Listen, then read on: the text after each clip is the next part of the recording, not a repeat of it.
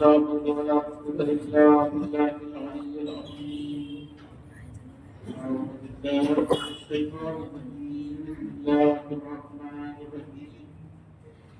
رب اشرح لي صدري ويسر لي أمري واحلل عقدة من لساني يفقهوا قولي. الحمد لله رب العالمين حمدا كثيرا كما هو أهله، والصلاة والسلام على نبينا ورسوله المرتضى وحبيبه المصطفى بالقائل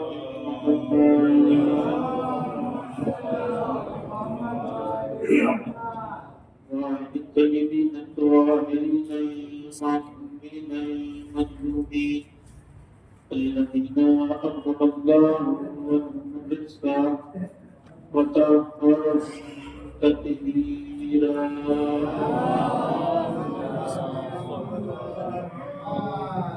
لا سيما لنا في عهد صاحب العصر والأمر والزمان أجل الله تعالى فضله الشريف وجعلنا من أنصاره وأوانه، ولعنة الله على أعدائهم أجمعين من يومنا هذا إلى قيام يوم الدين.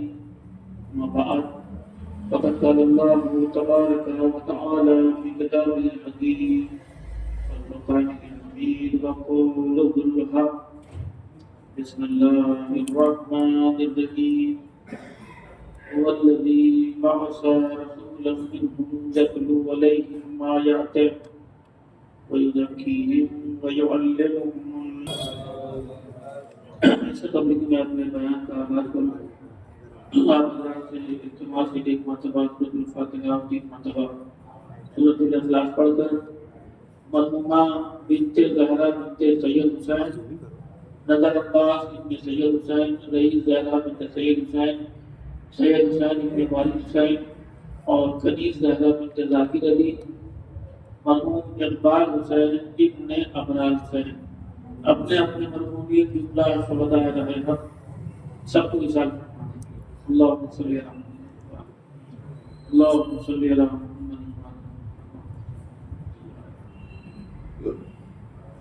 مالک یوم الدین ایاک نعبد و ایاک نستعین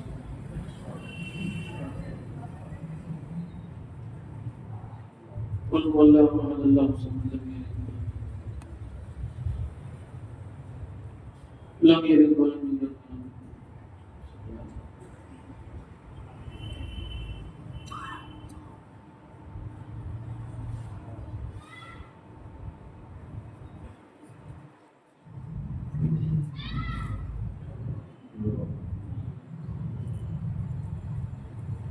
ایک سال بعد میں جہاں رہا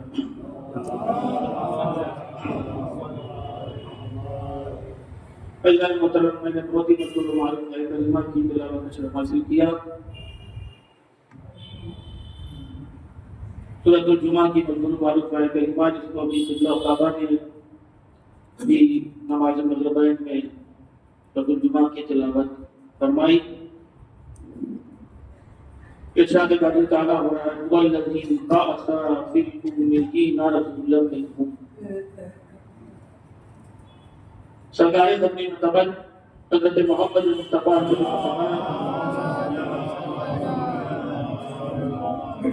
کا مقصد بعثت قرآن بیان فرمانا ہے کہ آپ کو مبعوث برسالت کیوں کیا گیا ہے. وہ آسان لفظوں میں چھوٹے بچے میرے سامنے بیٹھے ہوئے ہیں، جیسے جب کسی کو کوئی ذمہ داری دی جائے اس کو ڈیوٹی چارٹ دے دیا جائے کہ آپ کا یہ کام ہے. آپ اگر اپنے مثلا کلاس کی بنا دی جائے مانیٹر ہو سکتا ہے کہ بچہ اس میں ہو جو اپنے کلاس کے مانیٹر ہو، تو ٹیچر بتائے گا کہ آپ کی ذمہ داری کیا کیا ہے، یا ٹیچر کو خود پرنسپل بتائے گا کہ آپ کی ذمہ داری کیا کیا ہے. پرنسپل کو مثلا مینیجر بتائے گا کہ اوپر ایک جو ہے وہ بہرحال مسلط رہتے ہیں جو بتاتے ہیں کہ ان کے اوپر ان کے فرائض منصبی کیا ہیں.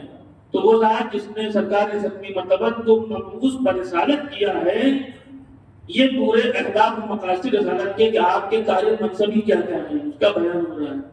بڑے عظیم مطالب ہیں. میں صرف اپنے جوانوں سے مخاطب ہوں، مجھے سے اصلاح کا طالب ہوں.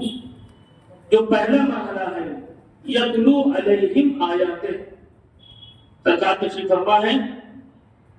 علماء کرام کے جسے کہتے ہیں کہ چبائے ہوئے لقموں سے استفادہ کیا ہے وہ یہ ہے کہ یہاں پر جو عربی کا صیغہ استعمال ہوا ہے فعل مضارع، یعنی اس میں حال بھی ہے اور استقبال مستقبل بھی ہے.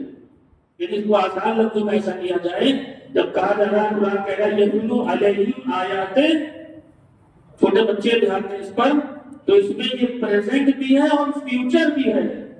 یعنی نبی کریم آیات الہیہ کی تلاوت کرتے ہیں اور کرتے رہیں گے. وَيُزَكِّيهِمْ، نفس کو پاک کرتے ہیں اور کرتے رہیں گے.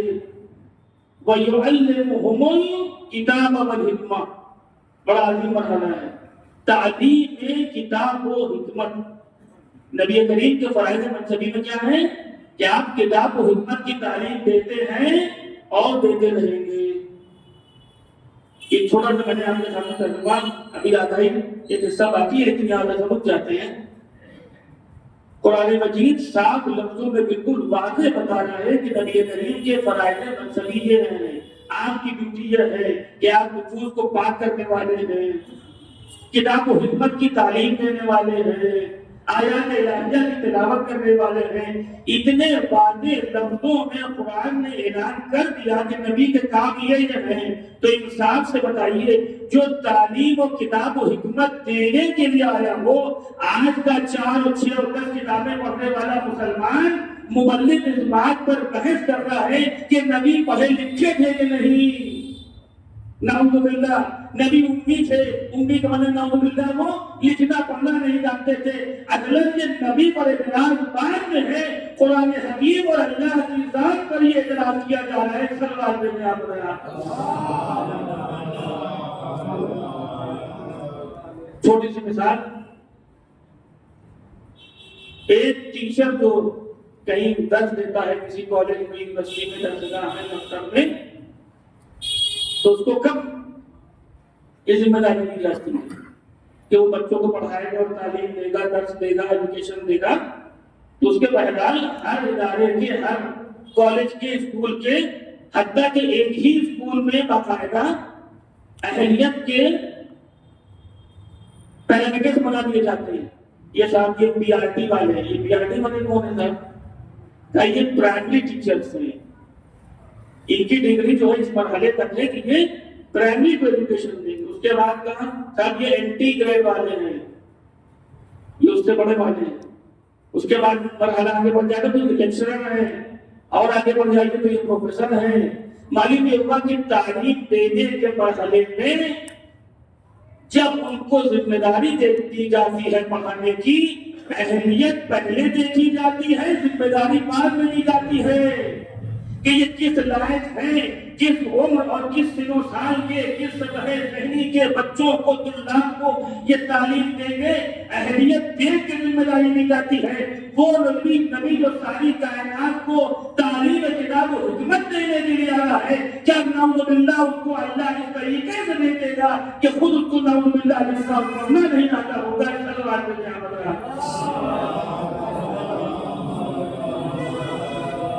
یہ تو میں نے ساری اشارہ کیا ہے، لیکن اس پہ غور بھی تو کرنا پڑے گا کہ ہوا کیوں. جب مجھ جیسا طالب علم اور الحمدللہ ہماری قوم کے بچے یہ بات سن کے سمجھ گئے کہ جب قرآن حکیم نے یہ ذمہ داری دی، نبی کی ان کے کس اعلیٰ مقام پر فائل ہوں گے کہ جو تعلیم و کتاب و حکمت دینے کے لیے آئے ہیں. تو یہ ایک بدبختوں کے سمجھ میں کیوں نہیں آ رہا؟ یہ 2-4 کتابیں پڑھنے والوں کی سمجھ میں کیوں نہیں آ رہا؟ تو اصل میں سارا مسئلہ یہ ہے کہ انہوں نے کتاب تو لیا لیکن کتاب کو وہاں سے نہیں لیا کہ جو وارثان کتاب تھے قرآن کے قریب تو آئے لیکن دامن اہل بیت سے تمسک اختیار نہیں کیا۔ اس کا مطلب یہ ہوا اگر قرآن کے ساتھ ساتھ اہل بیت کے در پر انسان اپنے سر کو نہ جھکائے تو نہ قرآن سمجھ سکتا ہے نہ مفاہیم قرآن سمجھ سکتا ہے۔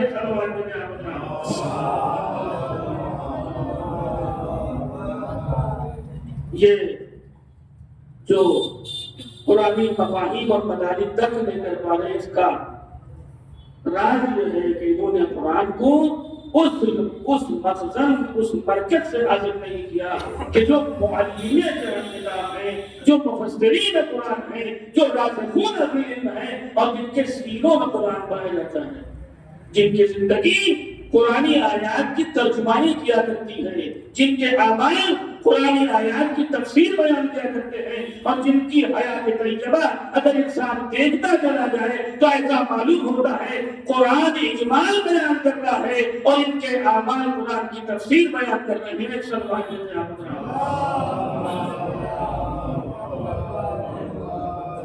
اور یہ مرحلہ اس مرحلے پر آتا ہے کہ تنہا تعلیم کتاب و حکمت کی بات نہیں، بس ایک روز انشاءاللہ نہایت اختصار کے ساتھ پیش کر کے اور گفتگو کو اور مسائل کے قریب کر دینا ہے۔ اور دوسرا مرحلہ تعلیم کتاب و حکمت کے بعد وَيُزَكِّيهِمْ اللہ۔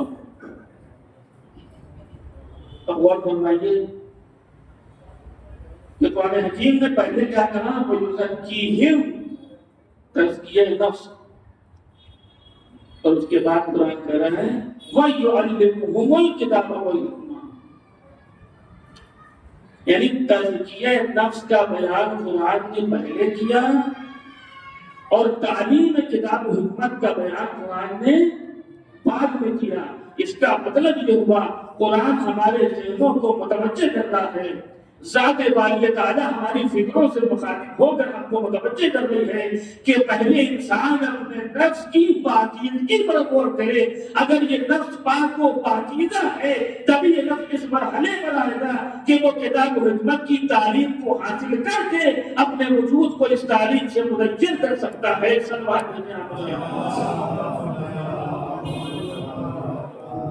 بس ایک تزکیہ بات کو تمام کر دینا۔ تزکیہ نفس سب سے بڑا مرحلہ جو ہے وہ یہی مرحلہ ہے کہ انسان نفس کی پاکیزگی کا خیال رکھے، اور سب سے مشکل کام بھی ہے، اس لیے کہ اس کی جو ابتدا ہوتی ہے وہ اپنی ذات سے ہوتی ہے۔ کسی عالم دین کا بڑا عظیم ذکر کیا فرماتے ہیں، جب نفس کی اور محاسبہ نفس کی بات آتی ہے تو ہم بالکل اس ماہر طبیب کی طرح بن جاتے ہیں، ایکسپرٹ ڈاکٹر کی طرح، کہ سب کا بخار ہم ناپتے ہیں، بس اپنا ہی بخار نہیں ناپتے۔ ان کو 101 بخار ہے، لیکن کبھی اتنی فرصت نہیں ملتی کہ خود اپنا بخار دیکھ لیں، ہم کو تو بخار نہیں رہا ہے۔ تو جو مرحلہ شروع ہوتا ہے وہ پہلا مرحلہ ہے خود اپنے نفس کا محاسبہ کرنا۔ بس یہ تھوڑی سی بات کرنی ہے، محاسبہ نفس، اپنا حساب کرنا۔ کام سب سے آسان ہے لیکن سب سے مشکل ہو جاتا ہے۔ کیوں؟ اس لیے کہ انسان سب کے اعمال کا حساب کرتا ہے، نہیں کرتا تو اپنے ہی مال کا اعمال کا حساب۔ لیکن شریعت نے کیا بات دیا؟ پوری احادیث اور روایات ائمہ معصومین علیہ السلام کثرت سے پائی جاتی ہے محاسبہ نفس کے حوالے سے۔ مثلا انسان جب رات کے وقت اس طرح اصطلاحات میں پہنچ جائے، سارے امور کو انجام دینے کے بعد، تو تھوڑا سا لمحہ کچھ وقت اس بات پر صرف کرے، غور کرے کہ آج کل ہمارا دن کیسا گزرا، حساب کریں آج کا یہ ہمارا دن کیسا گزرا۔ اگر آج کا یہ دن ہماری نیکیوں میں اضافے کا سبب بنا تو خدا کا لاکھ لاکھ شکر ہے کہ آج ہمارا دن نیکیوں کا خیر میں گزرا۔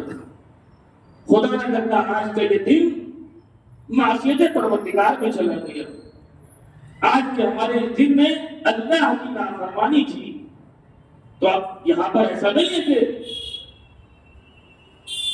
اس مرحلے کے بعد دروازے بند کر دی نہیں، اب یہاں پر وہاں پر شکر کے ذریعے سے انسان اللہ کی اس دی ہوئی توفیق کا شکرانہ ادا کر رہا تھا، تو یہاں یہ مرحلہ توبہ اور استغفار کا، اگر معصیت ہو گئی تو انسان توبہ اسی وقت کرے گا اور توبہ کی طرف اسی وقت متوجہ ہوگا جب اپنے نفس کا حساب کرے گا۔ جب ہم متوجہ ہی نہیں ہیں، ہمیں اپنے میں غور ہی نہیں کرنا ہے کہ ہم نے کیا کیا ہے، دن ہمارا گزرا کیسا، یعنی محاسبہ نفس اس عظیم مرحلے کا نام ہے کہ جو محاسبہ نفس کرتا ہے کبھی وہ بندہ شاکر بن کے سامنے آتا ہے اور کبھی تائب کی حیثیت سے توبہ کر کے اپنے گناہوں کو باب مغفرت سے حل کروا لیا کرتا ہے۔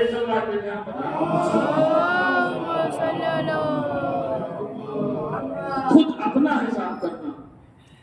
حساب کرنا کہ ہمارا یہ دن کیسا گزرا، اور اس کے بعد جب یہ مرحلہ گزر جاتا ہے انسان اس محاسبہ نفس کی منزلوں سے آگے بڑھ جاتا ہے، تب یہ منزل آتی ہے کہ اپنے نفس کی اصلاح نفس کی طرف متوجہ ہوتا ہے، نفس کی اصلاح۔ اور جب تک اپنے میں غور نہیں کرے گا، اپنی اصلاح پر انسان توجہ نہیں کرے گا، متوجہ نہیں ہوگا، تب تک اصلاح معاشرہ کا کوئی مرحلہ حل ہونے والا نہیں ہے۔ آپ سنا کرتے ہیں کہ خطیب ایک عظیم شخصیت کے پاس آیا، بعض روایتوں میں ائمہ سے بھی روایت ہے کہ میں لوگوں کی اصلاح کرنا چاہتا ہوں، میں لوگوں کی اصلاح کرنا چاہتا ہوں، اپنی تبلیغ کے ذریعے سے، اپنی نصیحت کے ذریعے سے لوگوں کے اندر نیکیوں طرف کو آگے بڑھاؤں، برائی سے روکنا چاہتا ہوں کہ تبلیغ کروں۔ تو جواب کیا ملا؟ جواب یہ ملا کہ اگر تم تبلیغ کرنا چاہتے ہو، بات نصیحت کرنا چاہتے ہو، لوگوں کی اصلاح کرنا چاہتے ہو، تو اس کا راستہ یہ ہے کوشش کرو کہ تم کو اپنی زبان سے کم بولنا پڑے، تمہارے اعمال ایسے ہوں کہ لوگوں کی اصلاح کا باعث بن جائے۔ یعنی انسان کے زبان سے پہلے اس کا کردار اس بات کی دعوت دے کہ زندگی ایسی ہونی چاہیے، اعمال و کردار ایسے ہونے چاہیے۔ سلمان جی نے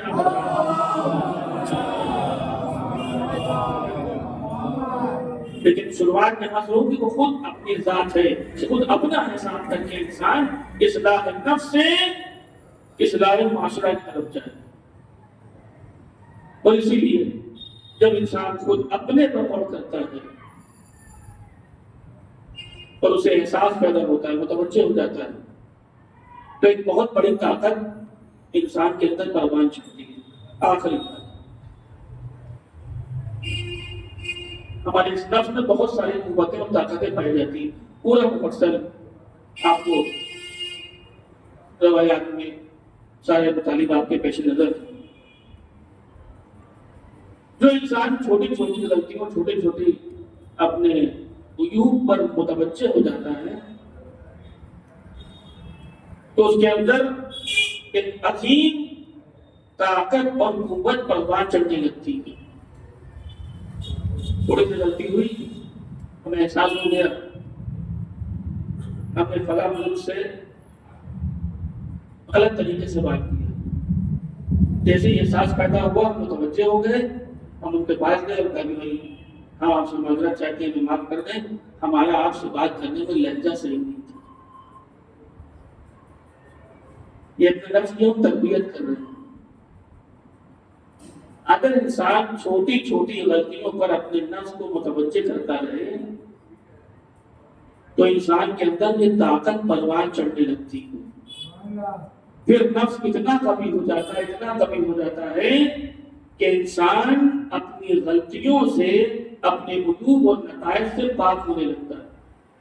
اب ایک دوسرا پہلو بھی ہے، اور اگر اس نفس کی طاقت اور قوت کو انسان دبانا شروع کر دے،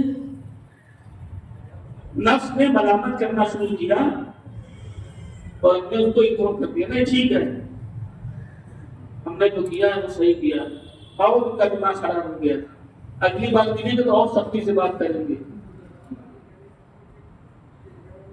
اب ہم نے کیا کیا؟ اپنے نفس کی اس طاقت کو دبانا شروع کر دیا۔ نفس نے ملامت کیا لیکن ہم نے اس پر تربیت نہیں کی۔ جب انسان اس نفس کی آواز کو دبانے لگتا ہے اور مسلسل چھوٹی غلطیاں بڑی غلطیوں میں بدلنے لگتی ہے. ایک مرحلہ وہ آتا ہے ان گناہوں کے سبب کہ انسان کا نفس، انسان کا قلب سیاہ ہونے لگتا ہے. یہاں تک کہ ایسا مرحلہ آ جاتا ہے کہ انسان بڑے سے بڑا گناہ کرنے کے بعد بھی، بڑی سے بڑی غلطی کرنے کے بعد بھی اس کا احساس نہیں مر جاتا ہے، احساس گناہ میں ختم ہو جاتا ہے. اپنی زندگی میں ہمارا کر دیکھیں روزانہ کی مثالوں میں ہمارا اتنے افراد ہوتے ہیں کہ اگر جانے میں کہیں پر موبائل میں کوئی حادثہ دیکھ لے، خدا نہ خواستہ گئی حادثہ ہو گیا، کسی کی ڈیڈ باڈی دیکھ لی، کسی کا ایکسیڈنٹ دیکھ لیا، تو اگر یہ ہوتا ہے کہ رات بھر جیسے وہ تصویر ذہن میں ہوتی ہے، الجھن ہے، بے چینی، کہتے ہیں ارے ایسا ویڈیو دیکھ لیا، ایسا منظر دیکھ لیا، نیند نہیں آتی، بے چینی ہو گئی، نہ ہم اس میں شامل تھے. پھر دیکھنے کے بعد انسان کو اطمینان مستری ملتا. کیوں؟ اس لیے کہ نفس پاک و پاکیزہ طیب و طاہر ہے، لہذا وہ کسی کی غربت، کسی کے حادثے کو دیکھ کر مستری ہو گیا. لیکن جب قلب سیاہ ہو جاتا ہے تو عالم یہ ہے قاتل قتل کرنے کے بعد آتا ہے، اپنے ہاتھوں کو دھوتا ہے اور بڑے اطمینان کے ساتھ سو جاتا ہے. ایک انسان کو مار کے آیا ہے، دو چار کی جان لے کر کے آیا ہے، لیکن نہ کوئی احساس ہے، نہ کوئی پشیمانی ہے، نہ کوئی ٹینشن ہے، بلکہ آرام سے جا کے سو جاتا ہے. تو ہوا کیسے؟ ہم تو دیکھنے کے بعد رات بھر نہیں آئی، کیا کچھ نہیں، اور وہ دو چار کو مار گیا لیکن چین سے سو گیا.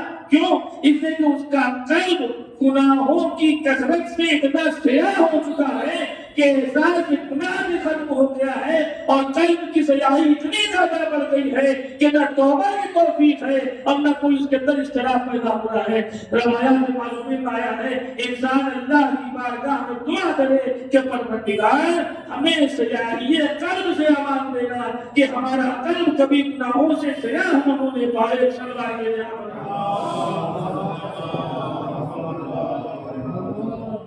اس لیے سیاہی قلب یہ سب سے سخت ترین مرحلہ ہے کہ انسان کا قلب گناہوں سے سیاہ ہو جائے. اللہ اکبر. جب قلب سیاہ ہو جاتا ہے گناہوں سے تو عالم یہ ہوتا ہے کہ مدتوں فرماتے ہیں مدتوں ایسا انسان گناہ جھیلنے کے بعد، عذاب جھیلنے کے بعد جب کافی عرصہ کر جائے گا تو گناہوں کے اس بات کا یہ نتیجہ ہوگا کہ جب اس سے پھر سوال ہوگا تمہارے رسول کون، اپنے نبی کا نام بتاؤ، تو بڑی مدت تک عذاب جھیلنے کے بعد وہ کیا جواب دے گا؟ ہمارے رسول وہ ہیں جن پر قرآن نازل ہوا. ابھی نام نہیں یاد آیا، سیاحیت قلب کی وجہ سے ابھی تک اسے نام یاد نہیں آیا.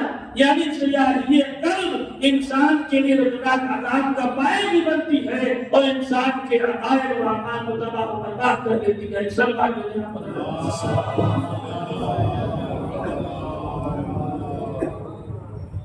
بس ابھی یہ مرحلہ جو مرحلہ ہے تو یقیناً نفس کی سارے مراحل میں جو آخری مرحلہ کہ وہ نفس جو ایمان اور یقین کے بعد منزل اطمینان پر فائز ہے، اسی کو نفس مطمئنہ. بس تو یہ نفس مطمئنہ جیسے ہی اس لفظ کو ہم عام استعمال کرتے ہیں ویسے ہی ہمارا ذہن متوجہ ہو جاتا ہے آیہ کریمہ کی طرف. یا ایتھا النفس المطمئنہ ارجعی الی ربک راضیۃ مرضیہ. اے نفس مطمئنہ پلٹ آ اپنے رب کی طرف. اس عالم میں ترمیم کی رضا ہے. بندہ اللہ اپنے بندے سے راضی، بندہ اپنے خدا سے راضی. اور اس کے بعد عالم یہ ہے کہ یہ اطمینان کی ایسی منزل ہے فَادْخُلِي فِي عِبَادِي وادخلی جنتی، میرے بندوں میں داخل ہو جا، میری جنت میں آ جا۔ یہ نفس مطمئنہ کا مرحلہ کیا ہے؟ سارا اجتناب تو کربلا کے مقتل میں جمع کر دیا تھا، لیکن سارے اجتناب کے بعد بھی سرکار حسین اس نفس مطمئنہ کا نام ہے کہ اکبر کے اس جواندار کو اٹھانے کے بعد، قاسم کی پامال میں لاشیں منافی بہانے کے بعد، 6 مہینے کے اندر کے لاشیں کو اٹھانے کے بعد، یہاں تک کہ 71 لاشوں کو اٹھانے کے بعد بھی اس اطمینان پر سرکار حسینی تھے کہ جب عصر کا ہنگام آیا، خاک کربلا کو سمیٹنا شروع کیا، ایک آخری سجدہ کرنا چاہتے ہیں، سر سجدہ معبود میں رکھا، اے میرے مالک میں نے اپنا وعدہ پورا کر دیا، تو بھی اپنا وعدہ پورا کر دے، کوئی تحفہ تیرے لائق نہیں پاتا ہے حسین، ارے ہاتھ خالی تیرے دربار میں آتا ہے حسین۔ ادھر رازوں نے آپ کی باتیں، ادھر شمر ملعون کا کند خنجر چلا، فضائے کربلا میں اس طرح برپا منادی کی نگاہ، الا قتل الحسین بکربلا والا قتل الحسین بکربلا۔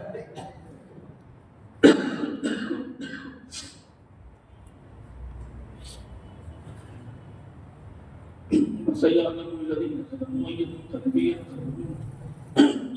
إنا لله وإنا إليه راجعون ربنا تقبل منا إنك أنت السميع العليم وتب علينا إنك أنت التواب الرحيم اللهم ارزقني شفاعة الحسين يوم الخروج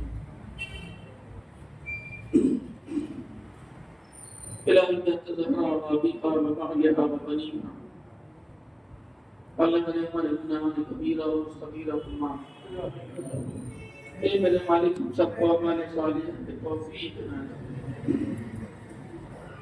پروردگار جہاں شان ہے بالخصوص عراق، ایران، لبنان، ترکی، سب کی جان و مال و عزت و تحفظ ہو،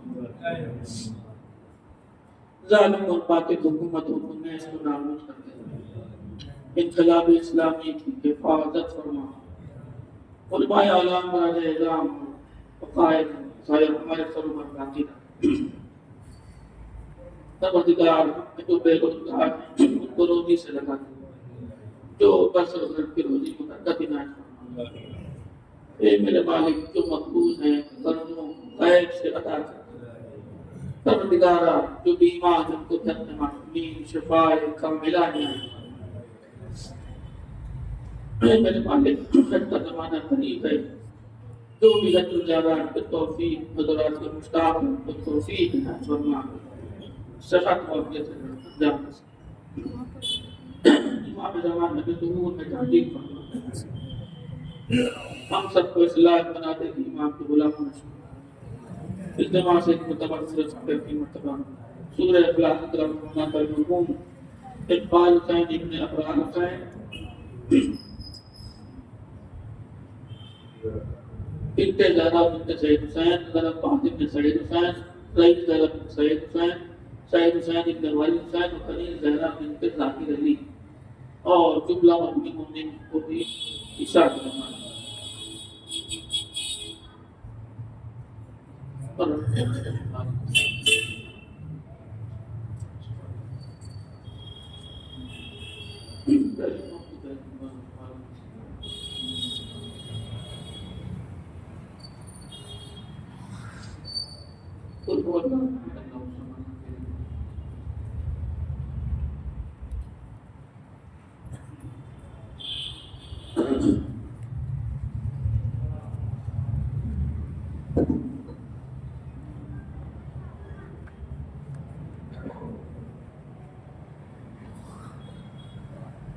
السلام علیکم یا باب اللہ، السلام علیکم یا رسول اللہ، السلام علیکم وعلا بنتگا وحبیب، السلام علیکم وعلا بنتگا وحبیب، السلام علیکم ورحمۃ اللہ وبرکاتہ۔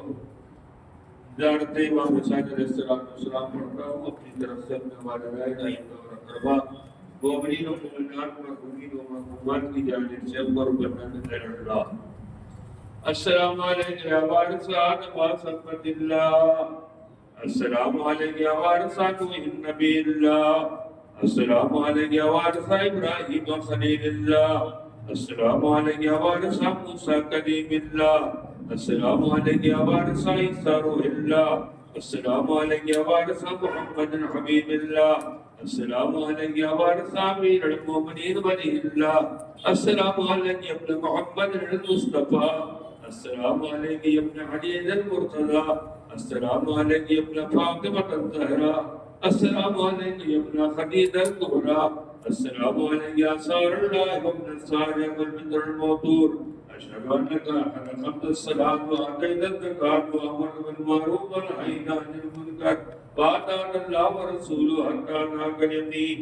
ولعن الله أمة قتلتك ولعن الله أمة ظلمتك ولعن الله أمة سمعت بذلك فرضيت به. يا مولاي يا أبا عبد الله أشهد أنك كنت نورا في الإسلام الشامخة والأرحام المطهرة. لم ترسك الجاهلة من جاسها ولم تلبسك من الحكمات سيابها. وأشهد أنك من دان الدين وأركان المؤمنين.